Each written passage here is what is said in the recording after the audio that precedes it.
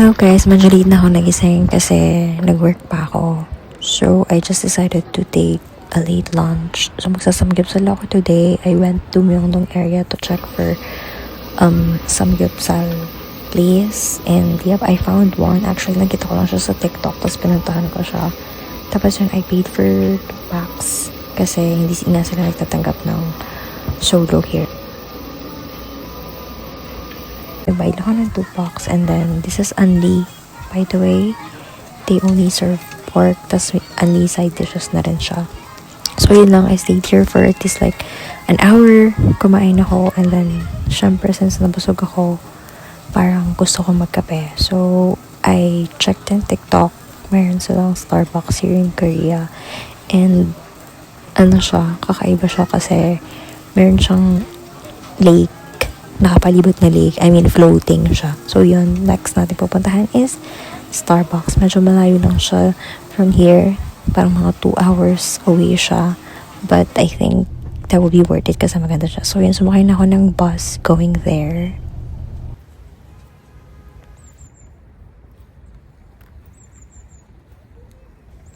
Tapos nakasingit pa si Adjo mo sa video ko.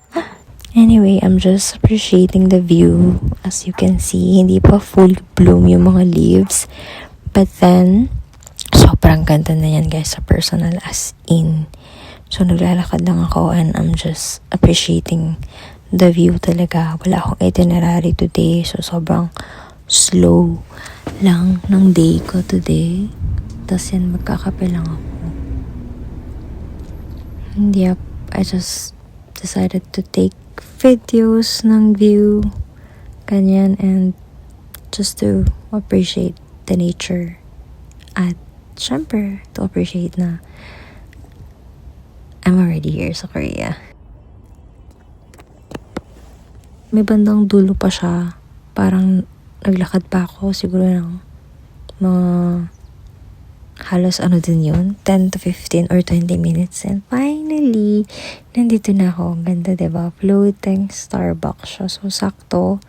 Pasunset na din. Kaya nagpunta na ako kasi feeling ko madaming tao. And sabi nila napupuno daw yung sa may bandang sunset area where yun yung gusto kong place.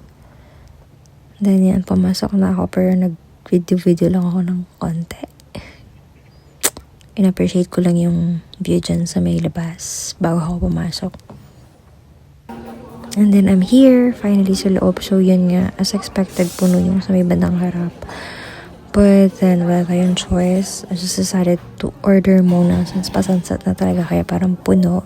But then, merong vacant seat.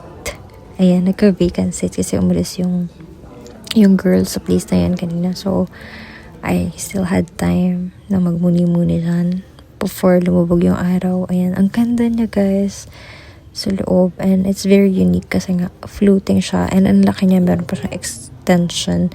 Parang meron siya sa harap. Tapos meron pa siya doon sa may gilid.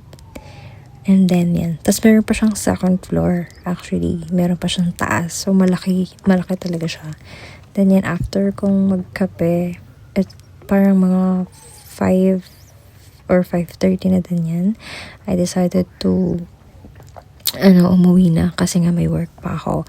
And yan, naglakad lang din ako going back to the bus station kasi medyo malayo din siya. Tapos yun, I just appreciated the view while I'm walking kasi ang lamig. Tapos ang ganda pa ng view.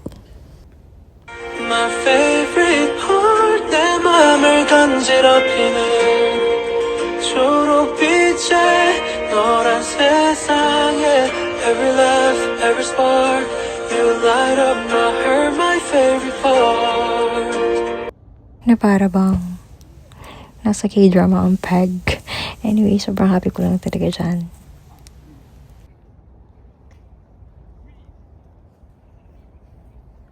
Look at that view guys while I'm walking pa uwi. Ang ganda diba? Sobrang linis, sobrang ganda. And wala lang, namimiss ko na tuloy ulit sa Korea. Gusto ko na ulit bumalik. But yeah, you have to work pa. You have to work and kailangan mo natin mag-ipon for another Korea trip. So, ayan. Ina-appreciate ko lang talaga.